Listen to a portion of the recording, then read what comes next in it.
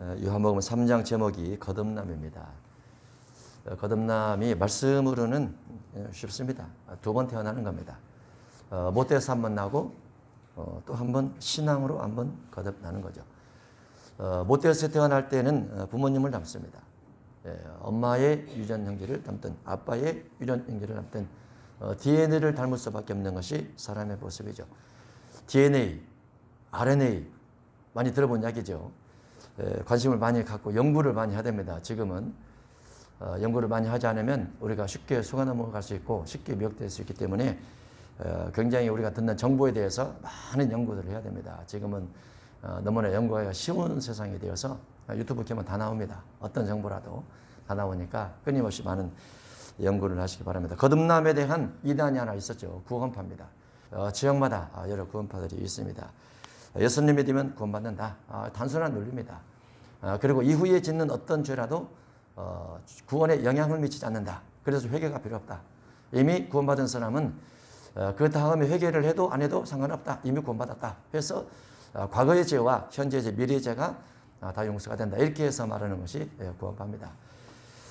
전국 단위로 광고를 내죠. TV 광고를 냅니다. 그다음 버스 광고도 하고 또 신문 광고도 대대적으로 하죠. 그리고 우리가 서울 올라가다 보면은 서울 들어가는 진입로의 왼쪽에 거듭남의 교회가 크게 하나 있습니다. 이단들의 교회가 엄청 크죠. 지금 이제 코로나 때문에 여러 가지 환경 제약이 있다 보니까 활동을 크게 하지 않아도 얼마 전에도 큰 대대적 집회를 했습니다. 영상으로. 그래서 어떤 이단이 생기면 왜 이단인가 이것들 굉장히 많이 연구를 해야 돼요. 평신도들은 잘 모릅니다. 왜냐면은 모를 수밖에 없죠. 왜냐면은 이단들이 말하는 어떤 논리는 굉장히 달콤하고 맛있습니다. 그리고 멋있어요. 세력도 크고 외국에서도 굉장히 많이 퍼져가고 있고 그렇습니다. 그래서 우리가 분별이 굉장히 어렵고 학자라도 왜냐면 그곳에도 많은 목사님들이 가더라, 많은 신학자들도 가더라 이런 말들을 많이 하지 않습니까? 어떤 이든지 다 갑니다. 다 가는데 그것이 기준은 아니죠. 그들이 말하고 있는 교리가 무엇인가 이게 중요한 겁니다. 교리가 어떤 교리를 가지고 있나 이게 굉장히 중요한데 사실 교리에 대한 분별도 굉장히 어렵죠. 원래 우리나라는 장로교 중심의 신학이었죠. 장로교 중심의 신학이 우리나라 대세입니다. 그러다가 순복음이 등장되면서 순복음의 성령에 의한 방언기도가 이단시 되었어요. 그런데 방언기도 안 하는 분들이 별로 없습니다. 굉장히 많이 합니다. 우리나라 전체적으로 하면은 최소한 30% 이상 성도가 방언을 하지 않나. 그러면 그 시대로 보면 다 이단이죠. 30%면 900만 명 잡고 3927 거의 300만 명이 방언기도를 합니다. 그러면 그때 당시는 이단이었고 지금 이단이 아니다. 이 이상하잖아요. 그래서 어떤 이단의 논리성은 오랫동안 연구되어지고 그래도 교리에 대해서 연구를 많이 해야 가능한 것이다 이렇게 볼 수 있는데 거듭남이 무엇을 보고 거듭남이라고 하느냐 예수 믿으면 거듭난 것이다 이렇게 말하는 것이 맞느냐 아니면 예수님 믿은 다음에도 진리의 말씀 따라 살아가는 것이 필요한 것이냐 라고 말하는 것이냐 이런 부분들을 우리가 본문을 통해서 살펴보고자 하는 것입니다. 요한복음 3장 1절입니다. 그런데 바리새인 중에 니고데모라 아는 사람이 있으니 유대인의 지도자라. 바리새인 대단하죠. 최고의 대단한 바리새인은 사울입니다. 변화됐던 바울이 됐는데 사울. 왜냐하면 바리새인 중에 바리새인이요 이렇게 되어 있으니까 율법에 의로움이 없다 이렇게 되어 있으니까 바리새인 중에 바리새인 최고 사람이 다른 말로 사울이었죠. 사울의 서성이 가말리엘이고 가말리엘이 사울을 바리새의 교리를 가르치면서 그 중에 사울이라는 사람이 바리새인의 가장 최고의 최적화된 사람이다 이렇게 말할 수 있는 사람이었어요. 그러나 그 사울이라는 사람은 여기 되어 있는 것처럼 유대인의 지도자는 아니었던 것 같아요. 예수님과 동시대에 살았었지만은 예수님을 따라다니는 흔적은 없습니다. 그러나 예수님께서 이제 승천하시고 스데반이 복음을 증거를 할 때 스데반이 예수 믿는다는 이유로 그를 죽이는데 값진 투표를 했던 그 어떤 사람이면 맞는 거죠. 바리새 신학과 예수님의 신학이 다른 거예요. 바리새 교리와 예수님의 신학이 다른 겁니다. 교리가 다른 거예요. 그런데 결과론적으로는 예수님의 교리가 맞고 바리새 교리가 안 맞는 거죠. 그러나 예수님께서 오실 당시에는 그 바리새 교리하고 사두개 교리가 그 시대에 신앙의 최고봉을 걷고 있었던 시대였어요. 그런데 예수님 오셔서 너희들 신학이 잘못됐다 이렇게 말하는 거죠. 이유가 무엇인가? 이유가 예수님께서 그렇게 말한 이유가 무엇인가? 구약의 근거를 내서 예수님이 교리를 딱 말씀을 하시죠. 그래서 맞지 않다 이렇게 말하게 된 겁니다. 지금 이제 예수님 오신 지 2000년 지났죠. 아주 많은 세월이 지났습니다. 초대교회 이단으로부터 지금도 이단이 뭐 새로 만들어지기도 하고 없어지기도 하고 뭐 그렇습니다. 굉장히 많은 참고를 하죠. 세계적으로는 더 말할 것이 없고, 예수님 당시에도 바리새인들, 예수님이 볼 때는 그들이 이단이에요. 세례 요한이 봐도 그들은 이단입니다. 왜냐하면 바리새인들의 핵심 신앙이 마태이 23장에 되어 있는데, 그 마태이 23장의 근거를 해서 너희들은 정복할 수 없어 이렇게 되어버렸으니까, 그 당시에는 그게 정통이었었는데 예수님은 너희들 보고 바리새인 보고 잘못됐다 이렇게 말하죠. 근데 그 바리새인 가운데 어떤 사람들은 자기들이 가지고 있는 교리가 있음에도 불구하고 예수님께 와서 예수님, 그래도 예수님의 교리가 궁금합니다. 우리의 교리는 이러한데 예수님의 교리는 무엇입니까? 이렇게 묻는 사람이 있어요. 그 중에 하나가 이제 니고데모가 되는 것입니다. 유대인의 지도자라. 그가 왜 밤에 올까요? 사람들의 눈을 피해서 오고 싶은 거죠. 자기가 생각할 때는 예수님이 맞지 않지만은 그래도 뭔가 맞는 것이 있다라고 해서 밤에 예수님을 몰래 찾아오게 되는 겁니다. 예수께서 이르되 라삐여, 우리가 당신은 하나님께로부터 오신 선생인 줄 아나이다. 우리 바리새인들도 당신이 하나님께로부터 오셨다는 것을 알고 있습니다. 인정할 것은 인정하는 거죠. 하나님이 함께 하시지 아니하시면 당신이 행하신 이 표적을 아무도 알 수 없음이니이다. 표적 때문에 그렇습니다. 예수님의 말 때문에 예수님을 찾아왔어야 되거든요. 예수님의 말 때문에, 예수님의 논리 때문에, 예수님의 교리 때문에, 예수님의 신앙적인 신학 때문에 예수님을 찾아왔어야 되는데, 예수님의 능력 때문에 찾아와서 예수님께서, 하나님께서 함께 하시기 때문에 이런 표적을 행하시는 거죠 라고 말하고 있는 거죠. 뭐 그걸 또 없습니다. 표적이 없으면 그가 하나님의 아들이라고 어떻게 믿을 수가 있을까요? 표적을 통해서 예수님이 하나님의 아들님을 믿을 수 있는 거죠. 예수께서 대답하시되 진실로 진실로 내게 이르노니, 니고데모야, 네게 이르노니, 너 유대인의 지도자이면서 바리새인이지 네게 이르노니. 예수님의 관점에서 이렇게 말하는 니고데모를 대할 때는 니고데모 속에 세상적인 부분을 먼저 바라보는 겁니다. 니고데모는 비록 유대인의 지도자이긴 하지만은 세상적인 관점에서 일반 세상 사람과 별반 다름이 없는 니고데모의 모습이죠. 사람이 거듭나지 아니하면 이 거듭난다는 부분이 성령으로 나는 부분인데, 신앙 안에 들어오지 않으면, 일반 세상 사람들에게는 신앙 안에 들어오지 않으면 거듭나지 않는 것이다 이렇게 표현할 수 있어요. 세상 사람에게는. 왜냐하면 세상 사람은 세상 사람입니다. 그냥 자연인이죠. 자연인으로 태어나서 자연인의 삶을 살다가 자연인으로 죽었어요. 그럼 어떻게 되는 겁니까? 그러면 지옥 가는 거예요. 왜? 그 자연인 속에는 뭐가 없다고 그랬죠? 그 자연인 속에는 1계명부터 4계명이 없어요. 신기하게도 전 세계 어디를 가도 없습니다. 1계명부터 4계명까지는. 그런데 5계명 이하는 다 있어요. 자연인도 이웃을 사랑하고 형제 귀한 알고 부모 공경을 하고 살인하면 죄이고 간음하면 죄이고 도둑질하면 죄이고 세계 어디를 가도 다 죄인 줄 알아요. 근데 1계명에서 4계명이 없어요. 하나님을 사랑하라. 하나님이 여호와 하나님만 유일한 신이시다. 이 부분이 전체 없습니다. 여호와 하나님의 형상을 만들면 절대 안 된다. 이게 없어요. 여호와 하나님의 이름 함부로 부르면 안 된다. 이거 없어요. 예수 그리스도 외에는 구원자가 없다. 이게 없어요. 자연인 속에는. 그래서 모든 신을 다 인정하죠. 그래서 종교인들끼리 싸우면 왜 저렇게 싸우나, 차라리 안 믿고 마는 게 낫겠네 이렇게 생각을 합니다. 그 속에서 진리를 찾으려고 하지 않고 차라리 안 믿는 게 낫겠네 이렇게 생각을 해버려요. 다 종교를 거부해버리죠. 종교를 거부해버린다는 것은 무지하다는 거, 무지하다는 거. 왜냐면은 어떤 종교가 참된지 분별력을 가지고 있지 않는 거잖아요. 그저 부한에 등해서 모든 사람 따라가니까 따라가는 한 형태를 취한다거나, 아니면 무지해서 그걸 알려고 하지 않는다든가, 아니면 자기 자신의 감정에 치우쳐서 비판정죄에서 끊어버리는 거죠. 그러다 보니까 신에 대해서 알려고 하지 않으므로 어떤 신이 참된 신인가를 모르는 거예요. 그러면 역시 자연인은 자연인으로 살다가 한편으로 우상숭배하다가 죽는 겁니다. 죽은 다음에 누가 그들을 맞이합니까? 귀신이 맞이하죠. 왜냐하면 귀신은 그 모든 믿지 않는 사람들의 신이에요. 그래서 귀신이 맞이하게 되죠. 귀신이 맞이하면 그 다음에 갈 곳은 귀신 있는 곳으로 가게 됩니다. 그게 이제 지옥이라 성경 그렇게 말하죠. 거듭나지 않으면, 믿지 않는 사람이 거듭난다는 것은 믿는 겁니다. 믿는 것이 첫 번째예요. 믿는 것이. 그러면 믿는다, 주님을 영접한다, 거듭나면 하나님의 나라를 볼 수 있다. 거듭나지 않으면 하나님 나라를 볼 수 없다. 거듭나면 하나님 나라를 볼 수 있다. 거듭나면 하나님 나라 보는가? 안 믿다가 예수님 믿게 되면 하나님 나라 보는가? 세례받으면 하나님의 나라를 보는가? 안 봅니다. 하나님 나라가 안 보이죠. 예, 안 믿다가 교회 다니자마자 하나님 나라가 보일 수 있습니까? 보일 수 없죠. 안 믿다가 교회 다니면서 예수님 믿으면 어느 때 하나님 나라가 보이게 되는가? 하나님의 나라에 대해서 배울 때 하나님 나라가 보여지기 시작합니다. 다른 말로 하나님의 나라에 대한 지식이 점점 습득되어져야 돼요. 하나님의 나라에 대한 지식이 습득되어져야 돼요. 지식이 습득되어져서 내 마음속에 그 지식에 근거해서 하나님의 나라가 이렇게 생겼고 지옥의 나라는 이렇게 생겼고 세상은 이렇게 생겼고라는 것을 알아가면서 하나님 나라가 점점 보여지게 되는 거죠. 그래서 거듭남의 과정 속에는 반드시 하나님 나라에 대한 지식, 죄의 삶에 대한 지식, 죄가 있는 그대로 있다는 것에 대한 지식, 이런 것들이 우리가 섭렵되어져야 하나님 나라가 보여지게 되는 것입니다. 그래서 거듭나지 않으면 다른 말로 교회를 다니지 않는 사람에게는 거듭남이 일체 없는 거죠. 하나님 나라가 안 보이는 거죠. 하나님 나라가 안 보이니까 하나님이 안 보이고 하나님이 안 보이니까 하나님을 믿을 생각을 안 하는 거죠. 당연한 거죠. 니고데모가 이르되 사람이 늙으면 어떻게 날 수 있사옵나이까? 예수님과 니고데모의 대화가 점점 깊어집니다.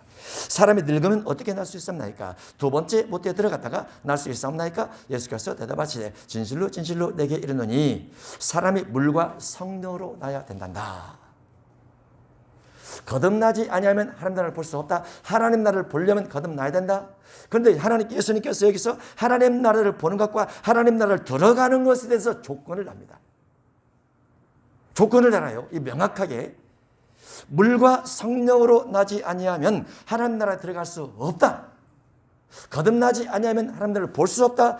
물과 성령으로 나지 아니하면 하나님 나라에 들어갈 수 없다라고 단정을 하죠.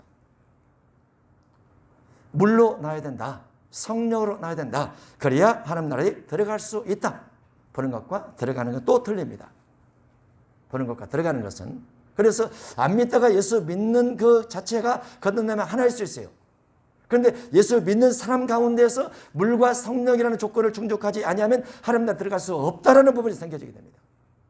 우리가 사복음서를 이해할 때는 로마서 이해와 약간 다른 부분이 있습니다. 제 관점에서 다 똑같지만은 일반 신학에서는 사복음서를 이해할 때는 사복음서 속에는 구원관이 어떻게 되어 있는가를 명확하게 인식을 해야 돼요. 사복음서의 구원관은 구약의 구원관입니다. 구약의 구원관이라는 것은 출애굽한 이스라엘 백성들에게 하나님께서 법을 주셨고 그 법을 근거를 해서 가나안 땅에 들어가느냐 못 들어가느냐를 다룬다는 거죠. 그게 사복음서 구원관이에요. 로마서 이하 구원관에는 안 믿는 이방인들에게 예수 믿으시오. 그러면 구원될 수 있습니다. 예수 믿으시오. 그러면 하나님 나라를 볼 수 있습니다. 라고 말할 수 있는 것이 구원관이기도 하고. 그래서 약간의 차이들이 있지만 결과적으로는 믿음에서 믿음에 이르는 겁니다. 둘 다 믿음이죠. 그런데 이 본문 속에서 거듭남을 통해서 하나님 나라에 들어갈 수 있느냐 없느냐는 물과 성령으로 났느냐 물과 성령으로 나지 않았느냐를 말하고 있는 거죠. 물은 무엇입니까? 물. 성경의 물이 여러 가지 의미가 있습니다. 본문 속에는 이 물을 말씀으로 해석을 합니다. 말씀. 왜냐하면 하나님 나라에 들어간다. 하나님 나라에 들어간다. 하나님 나라를 안다. 하나님 나라를 알기 위해서는 뭐가 필요해요? 지식이 필요하죠. 지식이 필요하지 않고 물 세례 받음으로 저절로 하나님 나라를 안다? 아닙니다. 세례 받으면 하나님의 나라에 대해서 머리가 열려서 안다? 아니에요. 불가능해요.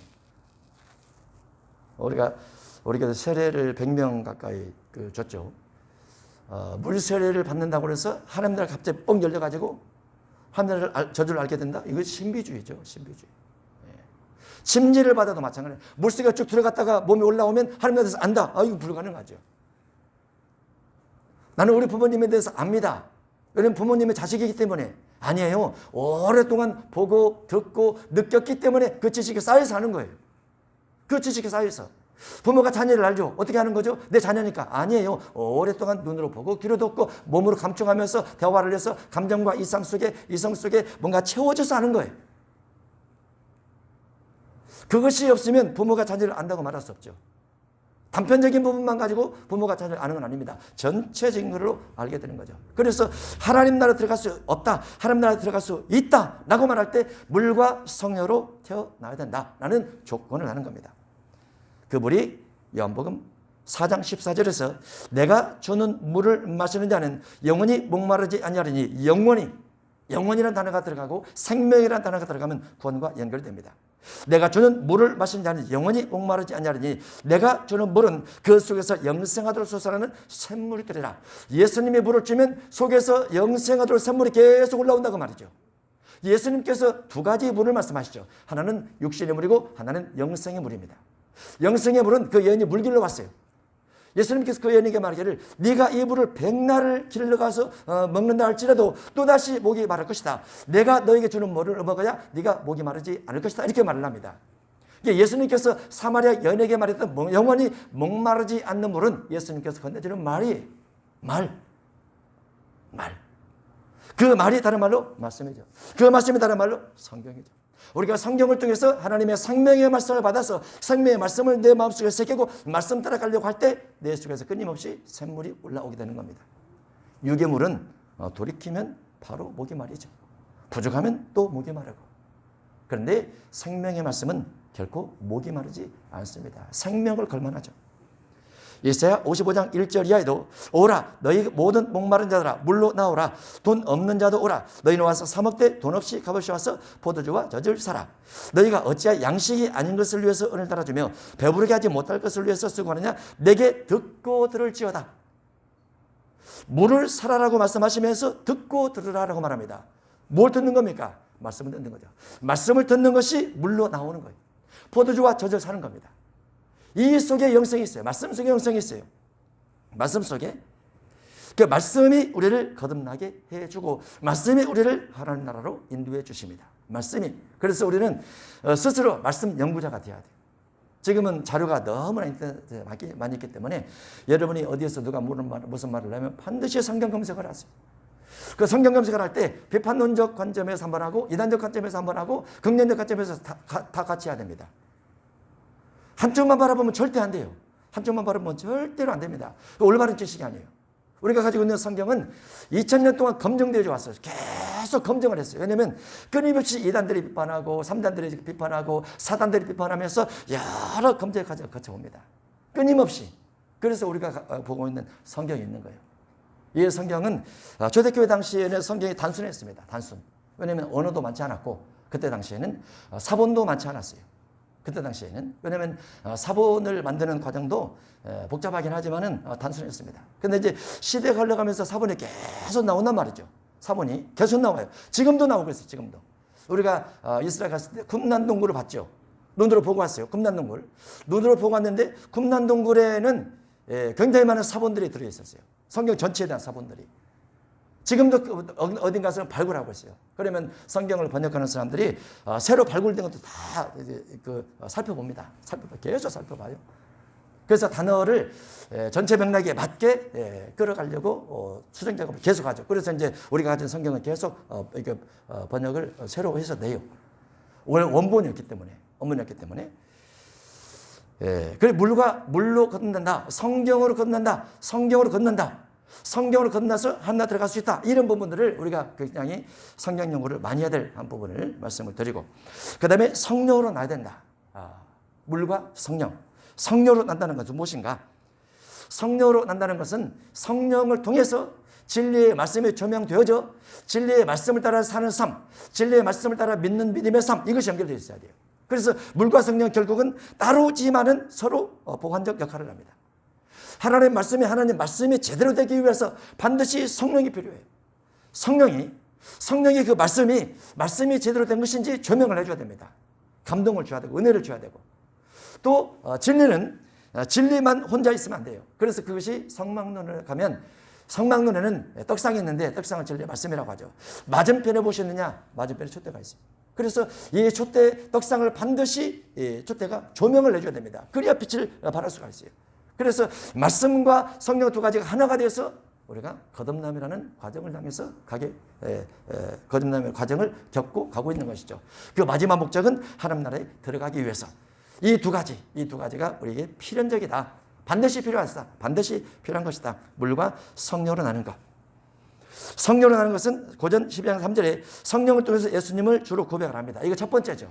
첫 번째 성령으로 예수님을 고백하는 것과 더불어서 로마서 8장에 있는 이 부분이 너무너무 중요한 부분이에요.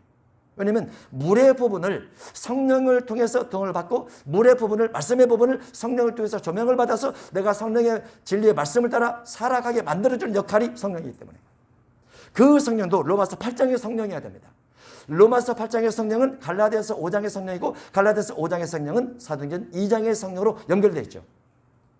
성령을 빼고 성령의 기도를 빼고 성령의 감동적 기도를 빼고 성경을 진리화되게 누가 할 수 있는가? 불가능합니다.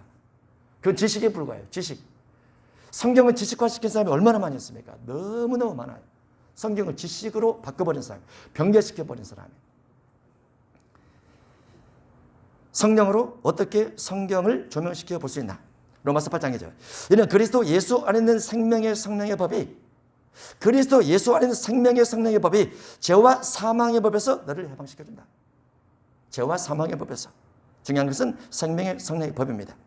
육신을 따르지 않고 영을 따라 행하는 우리에게 율법의 요구가 이루어지게 하려 하심이라. 영을 따라 행하는 우리에게 성령을 따라 행하려는 성령을 따라 성령의 열매를 따라 성령의 성품을 따라 행하려고 하는 사람을 그렇게 행하도록 성령이 이루어지도록 역할을 해주신다고 말합니다. 여기서 말하는 율법이란 육신의 한계성을 초월시켜준다 그 말입니다. 율법이란 모세율법이 아니에요. 예수의 율법이 아니고 이 율법의 요구라는 것은 로마서 7장에 있는 육신의 한계성을 성령이 도와서 이기도록 해주신다고 말이에요. 그래서 제가 과거에도 그런 말 많이 했죠. 성령으로 기도하고 축사를 나가면 머릿속에 죄된 생각이 전혀 안 떠오른다고. 텅 비어버린 것 같처럼. 마음속에 환희가 올라오고 기쁨이 올라오고 즐거움이 막 올라와요. 성령의 열매 중심에서 9가지 단어를 기억하면서 막 기도를 하면 마음속에 그냥 기쁨이 확 솟아나 버립니다. 즐거움이 솟아나 버려요. 신의 성품 속에 확 들어가 버려요. 너무 기뻐요. 너무 기뻐. 그 순간만큼은. 그럼 다시 육신으로 돌아오죠. 돌아오다가 씨름하고 갈등하면서 또 기도하면 똑같은 현상이 또 생겨요. 율법의 요구란 우리 육신의 본능적 욕구죠. 본능적 욕구. 본능적 욕구에 대해서 주님 싫습니다. 그리고 성령으로 막 기도를 하면 먹는 것조차도 밥맛이 떨어져 버려요. 물론 사소한 것도 맛있게 먹을 수가 있어요. 맛있게 먹어. 욕심을 내면 맛있게 먹어집니다. 아무리 맛있는 것도 주님을 기억하면서 어떤 것이 맛있을까요? 주님의 십자가 고난을 닮아가는 것보다 이렇게 생각하면 이 맛이 뚝 떨어져 버려요.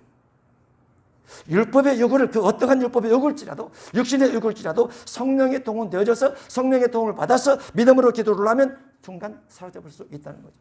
누가 그 역할을 해줍니까? 내 안에 계신 성령께서 그 역할을 해주세요. 우리가 하는 게 아니에요.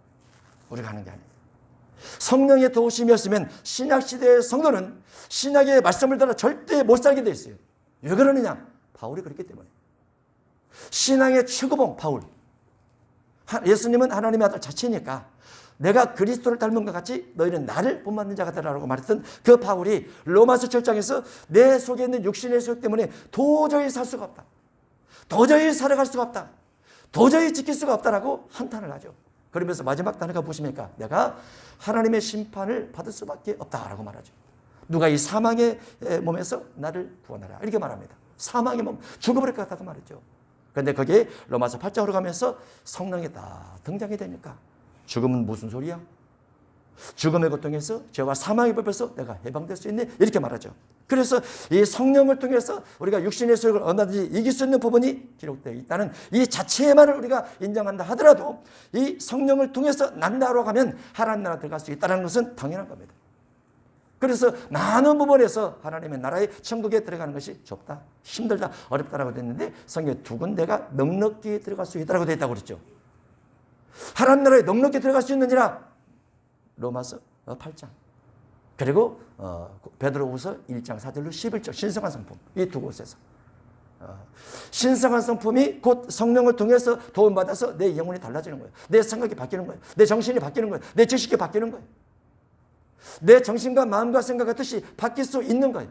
바뀌어지면은 그 바뀌어진 것이 성품이 변하고 성품의 변화를 통해서 하나님 나라에 들어갈 수 있다라고 그렇게 되어 있는 것이죠. 율법의 요구가 이루어지게 하려 하심이라. 이와 같이 성령도 우리 연약함을 도우시나니. 성령도 우리 연약함을 도우시나니. 내가 해야 그분이 도와주시는구나. 내가 하지 아니하면 그분이 안 도와주시는구나. 내가 해야 도와주시는구나. 내가 의지를 가지고 하나님 나는 이것이 싫고 이것이 좋습니다. 라고 싫은 것을 싫다고 말하고 옳은 것을 옳다고 말하면서 옳은 것에 대해서 내가 추구하려고 하는데 하나님의 도우심이 없으면 안 되니까 좀 도와주세요 라고 기도 성령으로 말미암는 기도를 통해서 성령의 도우심을 받아서 연약함을 극복해낼 수 있어요. 그것이 어떤 분야라도 마찬가지입니다. 어떤 분야라도. 질병 분야도 마찬가지예요. 질병 분야도. 물론 우리가 어떤 질병은 다 감당치 못하는 부분도 있습니다. 그렇지만은 최소한 우리 마음속에서 질병을 이기려는 어떤 의지, 그 다음에 담대함, 그 다음에 성령 충만함, 그 다음에 대적해보려는 어떤 믿음의 기도, 이런 부분들은 우리가 얼마든지 세워갈 수 있는 것이죠. 그런데 그렇게 마음을 강하게 만들어가면 육신의 질병이 약해지는 것 같아요. 그래서 저도 이제 몸이 다리가 한 번씩 아프다든가 무릎이 아프다든가 오르막길 못 올라간다든가 그럴 때 내 스스로 이렇게 훈련을 합니다. 훈련을 해요. 계단도 일부러 걸어 올라갑니다. 끊임없이. 차도 멀리 받치고 멀리 걸어 다녀요. 일부러 그럽니다. 운동 삼아서. 그래도 내 건강관리 스스로 해야 된다. 근데 안 될 때가 있죠. 안 될 때 어떻게 합니까? 기도합니다. 내 연약함을 도우소서 하고 막 기도를 해요. 그러면 몸의 질병이 약화돼요. 그런 부분을 수도 없이 경험하면서 살아가고 있죠. 수도 없이. 이는 성령이 하나님의 뜻대로 성도를 위해서 간구하심이라. 성령이 내 안에서 나를 위해서 기도해 주시더라. 내가 너를 도울 테니까 제발 나를 동원해서, 제발 나를 통해서, 제발 성령을 통해서 네 일을 하라고, 그 말이죠. 성령 빼고 혼자 하지 말고, 성령 빼고 혼자 지식과 지혜를 발휘해서 하려고 하지 말고 성령을 동원해서 성령의 도우심 받아서 하라, 그 말이죠. 예. 그 성령의 도우심 받는 부분이 습관이 되거나 성령의 도우심 받는 부분이 우리 마음속에 체계화되어 있으면 쉽게 성령께서 임재하십니다. 그러면 우리 인생이 그렇게 어렵지 않아요. 힘들지 않아요. 예. 힘들지 않아요. 하나님이 미리 아신 자들 또한 그 아들의 형상을 본받게 하기 위하여, 아들의 형상 성품입니다. 예수 그리스도의 성품이 아들의 형상이에요. 아들의 형상을 본받도록 생명의 성령을 우리에게 주셨고 성령의 처음 익은 열매를 우리에게 주셨더라고 말이죠. 그러면 성령의 처음 익은 열매, 생명의 성령, 성령의 법, 이것을 우리에게 주셨다고 하면 그 성령을 통해서 예수님을 닮을 수 있더라, 그 말이죠. 다만 예수님을 닮는 것이 온유와 겸손인데, 예수님의 성품이 예수님의 형상이고 온유와 겸손인데, 그 온유와 겸손 안에만 있으면 여러 가지 우리가 세상 사람으로부터, 거친 사람으로부터, 교만하고 오만한 사람으로부터 여러 가지 말들을 들으니까 그 가운데서 믿음에서 반드시 지혜가 있어야 되고, 능력이 있어야 되고, 실력이 있어야 되고, 은사가 있어야 되고, 재능이 있어야 되고, 이거를 기도 가운데서 키워가야 된다 그랬죠. 키워가야 돼요. 자꾸. 그래야 이 물과 성령을 통해서 하나님 나라에 들어갈 수 있다. 물과 성령을 통하지 아니하면 하나님 나라에 들어갈 수 없다. 성령으로 나지 아니하면 자는 언약입니다. 조건이죠. 철저한 조건입니다. 하나님 나라에 들어갈 수 있느냐 없느냐의 절대적인 조건은 물이냐 성령이냐, 이 두 가지가 충족되느냐 충족되지 않았느냐에 달려 있어요. 하나님 나라에 들어간다는 것은 가장 기본적으로 심령천국이 먼저 형성돼야 됩니다. 심령천국, 우리 속에 하나님 나라는 너희 안에 있다. 우리 속에 하나님 나라가 있는가? 의와 평강과 희락이 있는가? 여러분 속에 의와 평강과 희락이 있습니까? 그러면 하나님 나라입니다. 이거 없이 세상 뉴스 듣고 고민하고, 유튜브 듣고 고민하고, 뉴스 듣고 고민하고, 또 코로나 때문에 고민하고, 백신 때문에 고민하고, 자녀 손주 생각하면서 또 고민하고, 고민만 했고, 하나님 나라가 있는가 없는가 체크를 해봐야 됩니다. 만약에 여러 가지 너무나 많은 홍수들의 정보들의 홍수로 인해서 마음이 살려나면 다 내려놓으세요. 기도하세요. 의와 평강의 희락이 주어질 때까지 기도하세요. 그리고 나서 다시 시작하세요.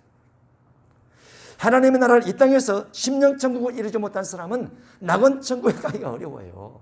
심령천국을 못 이루는 사람은, 심령천국이 없는 사람은 늘 고민하고 괴로워하고 슬퍼하고 아파하고 단식하고 부지런하고 바쁘고 뭔가 힘든 일이 있긴 있는데 마음에 평안이 없어요. 열심히 살긴 사는데 마음에 평안이 없어요. 기도도 열심히 하긴 하는데 마음에 평안이 없어요. 하나님의 나라는 의와 평강과 희락이에요. 내가 예수 믿는 것 때문에 내 마음속은 용서받았기 때문에 내 마음속은 그래도 죄인이지만 그 속에서 나는 용서받은 죄인이야. 그래도 의인 되려고 해. 평강. 힘들고 어렵고 고민이 되지만 그래도 마음 저 속에서는 고요함이 있어. 기쁨이 있어. 행복함이 있어. 이런 것도 간직하고 가야 된다고 말이죠. 인격의 이중구조 같아지만은 그런 건 아닙니다.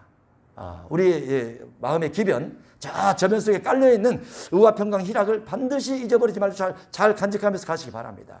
이걸 빼앗기면은 세상 열등 때문에 눈으로 보는 것 때문에 빼앗기면 안 돼요. 이걸 간직한 상태에서 그 속에서 우리가 오물물을 퍼올려서 샘물을 퍼올려서 세상을 살아가고 있는 거예요. 이거 차차 꺼지면 안 됩니다. 육으로 난 것은 육이요, 태어난 것은 태어난 것이다. 못대로부터 난 것은 못대로부터 난 것이다. 못대로부터 난 사람도 인생이 있죠. 어떤 인생입니까? 짧은 어떤 사람은 짧은 80년 살아가면서 히틀러 같은 사람도 있고 80년, 30년, 40년 살아가면서 나폴레옹 같은 사람도 있고 또 그리스 알렉산더 왕처럼 33세인가 죽었죠. 30년 살아가면서 전 세계를 지배한 사람도 있어요. 왜 사람들은 뭔가 힘을 얻고 지식을 얻고 지혜를 얻으면 뭔가를 끊임없이 정복하려고 해요. 그것이 무엇입니까? 정욕입니다. 정욕. 계속 정복하려고 해요. 힘이 있으면 정복. 그게 세상의 본능이에요. 정복한다면 뭐합니까? 내가 정복했네 하고 자랑하죠. 자랑. 그러니까 세상의 모든 것은 이 정복과 자랑 두 가지를 규율해야 됩니다. 정복과 자랑. 네. 그리고 그렇지만은 결과는 무엇입니까? 결과는 모든 육체는 불이요 그 모든 아름다움은 들의 꽃과 같으니 풀은 마르고 꽃이 시들면 여호와의 기훈이 그 위에 불미라. 하나님께서 생명을 거두간다. 죽음이에요. 죽음. 네. 그게 세상 모든 사람의 인생입니다. 어떤 사람은 짧고 어떤 사람은 길죠. 어떤 사람은 죽어서 이름을 남기고 호랑이는 죽어서 가족을 남긴다. 이름 못 남겨요. 3세대 지나가면 알아주지도 못합니다. 그래서 남겨서 뭐합니까? 지옥 가면 아무 소용없죠. 천하를 얻을지라도 천하를 누군가는 얻으려고 하죠. 대한민국도 얻으려고 하고 세계를 지배하려고 하고 지배한 다음에 그 다음에 생명이 이르지 뭐예요? 재판을 받죠. 선이냐 악이냐에 따라서 재판을 받아요. 그건 생각하지 않는 거죠. 죽은 후에 세계가 없다. 유물론이죠. 죽은 후에 세계는 없어요. 영혼은 없다. 사람은 육체 아래 깃들어 있을 때 그것이 다이다. 죽은 다음에는 흙으로 들어가서 아무런 존재 가치가 없다.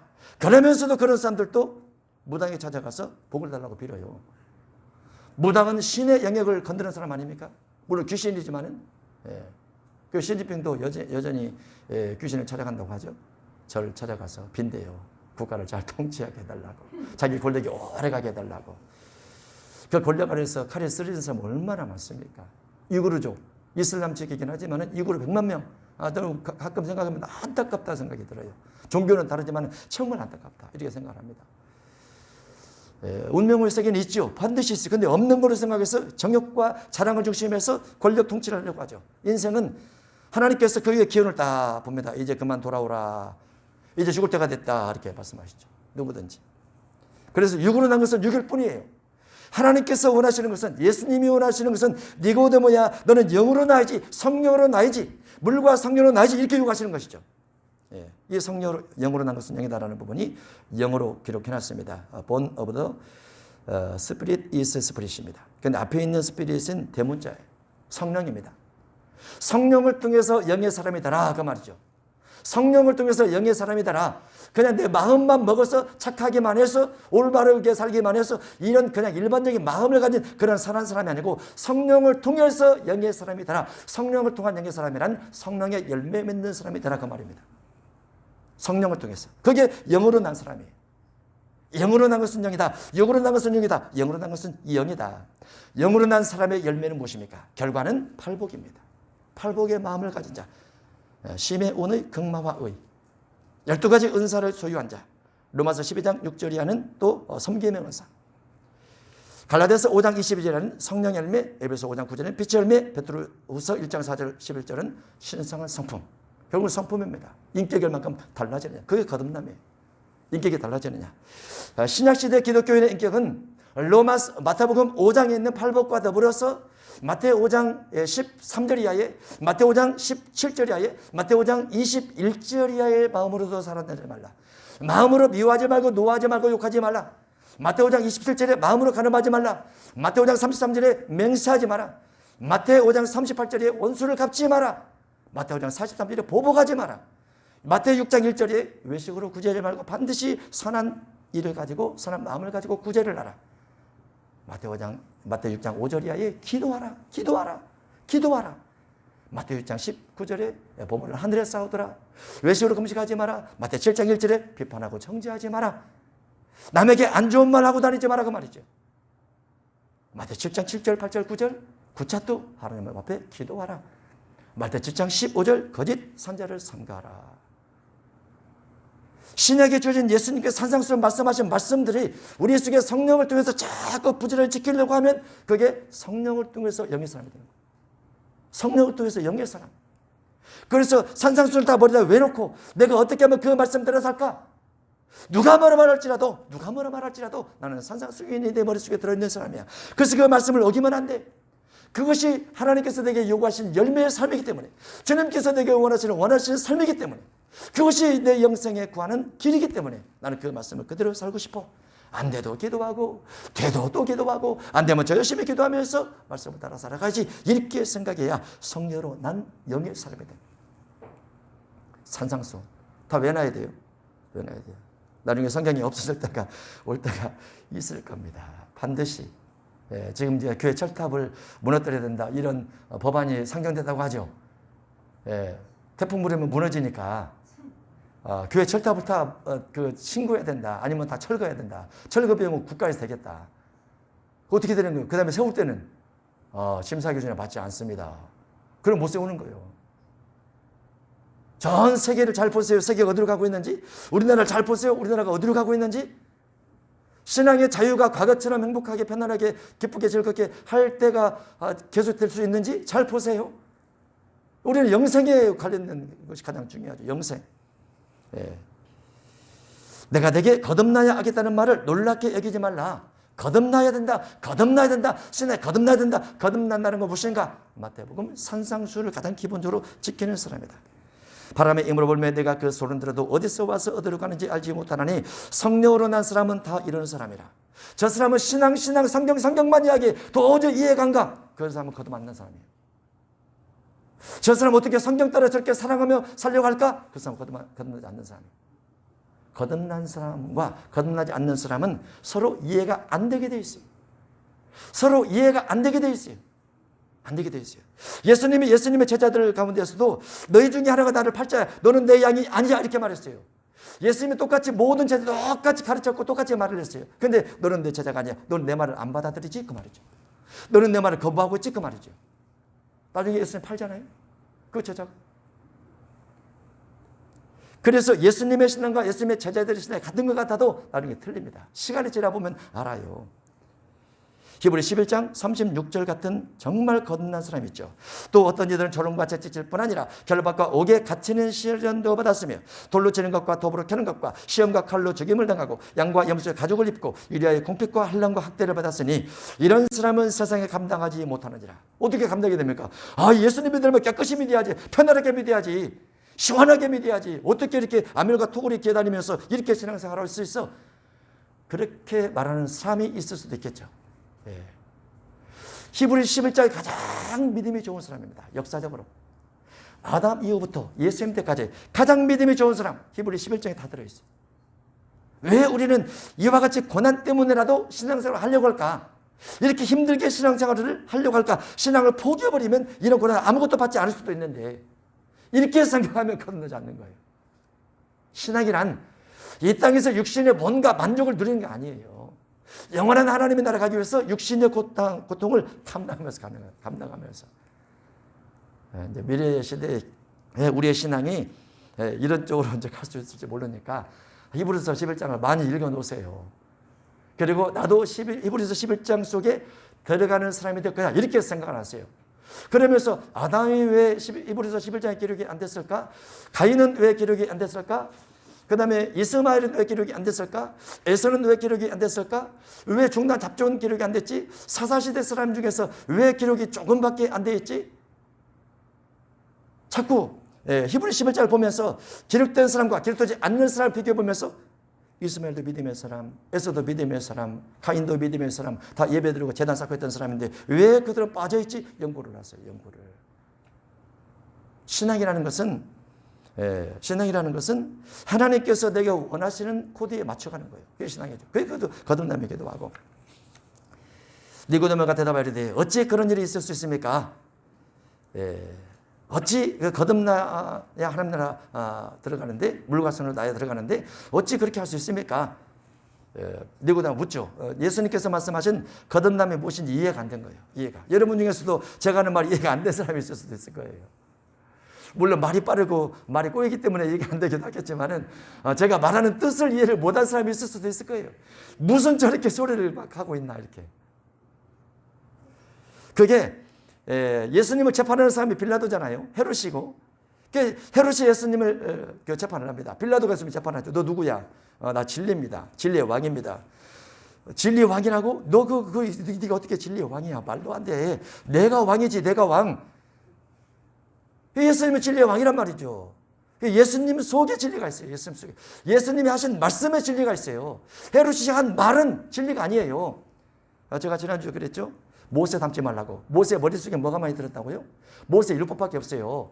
여호수아 머릿속에 뭐가 많이 들었다고요? 여호수아 머릿속에 전쟁밖에 안 들었어요. 전쟁밖에. 솔로몬 머릿속에 뭐가 들었다고요? 1000명 여인을 어떻게 관리할까? 이거밖에 없을지도 몰라요. 예수님의 산상수훈을 마음속에 새기고 그 말씀을 따라 내가 어떻게 살까? 기도해야지. 로마서 8장이 중요해. 갈라디아서 5장이 중요해. 신성한 성품이 중요해. 기도해야 그걸 얻을 수 있으니까 기도해야지. 기도하세요. 성품이 바뀌어지기 위해서. 성품이 바꿔지지 아니하면 거듭남이 아니에요. 삶의 습관이 바꿔지지 않으면 거듭남이 아니에요. 바꿔져야 돼요. 달라져야 돼요. 생각들이. 그러니까 니고데모도 예수님 거듭남이 뭐예요? 헤롯과 빌라도도 예수님 앉혀놓고 거듭남이 뭐예요? 진리가 뭐예요? 묻고 있는 거죠. 그래 예수님께서 야 너는 선생인데 그것도 몰라? 너 선생이잖아. 이스라엘 선생이잖아. 너 랍비잖아. 그것도 몰라? 유대인의 지도자잖아. 그것도 몰라? 내가 진실로 되게 이르노니 우리는 아는 것을 말하고 본 것을 증언하노라. 그러나 너희가 우리의 증언을 안 믿는구나. 안 믿는구나. 내가 땅의 일을 말하여도 너희가 믿지 않거든. 하물며 하늘의 일을 말하면 어떻게 믿겠느냐. 말도 안 되는 거죠. 니고데모가 생각할 때는. 더군다나 2000년 전인데 어떻게 믿겠습니까? 지금 우리가 신약성에 있어서 그나마라도 신약 경륜을 꿰뚫고 있으니까 이렇게 이야기할 수 있는 것이지. 만약에 앞으로 하나님께서 김 목사야 앞으로 10년 후에 이런 일이 있을 것이다. 20년 후에 이런 일이 있을 것이다. 하고 내가 알려주면 내가 여러분에게 말을 하면 여러분이 아이 목사님 농담하지 마세요. 지금 시대가 어느 시대인데 그런 말씀을 하세요. 그럴 수도 있잖아요. 사랑이 신앙으로 이렇게 연결돼서 가려고 해야 돼요. 사랑이. 그렇지 않으면은 안 되는 거잖아요. 우리가 계시록을 자꾸 보고 암송을 하고 시대를 조명을 하면서 야 옛날과 같지 않네. 옛날에는 전염병이 한 국가 한 지역에서만 이렇게 범람을 하더니 지금은 그냥 1년도 안 돼서 세계를 확 돌아버려가지고 수백만 명의 확진자가 걸려버리네. 지금 시대가 이런 시대구나. 여기서 10년만 더 가면 세계 전체가 어떻게 되겠어요? 더 하나가 돼버리죠. 금방. 지금도 그 중국에 비 오는 뉴스가 금방 떠버리죠. 일본의 올림픽도 금방 떠버리죠. 미국의 어떤 행사도 금방 떠버리죠. 이스라엘도 금방 떠버리죠. 바로바로 실시간으로 떠버려요. 실시간. 유튜브는 그냥 1분도 안 돼서 떠버려요. 유튜브는 실시간 떠버리니까. 실시간 스트리밍을 하면. 그런 시대가 됐단 말이죠. 그래서 시대적 환경 속에서 우리가 잘 보고 우리 자신의 신앙을 잘 간직해서 가야 된다. 외부 환경에 너무나 귀를 기울이지 말고 우리 신앙이 어떻게 하면 잘 간직되고 거듭남의 상태를 계속 유지하면서 갈 수 있을 것인가. 이거를 기도하면서 꼭 하시기 바랍니다. 여러분 자신의 신앙과 가족의 신앙 꼭 챙기시고 교회를 위해서 기도하시고 여리고하시고 기도하시면서 미래를 위해서 보호 백신을 통한 보호, 부작용이 나지 않게 이런 것도 기도하시고 가시면 주님께서 말씀하신 하나님의 나라 들어가는 믿음의 삶이 될 줄로 믿습니다.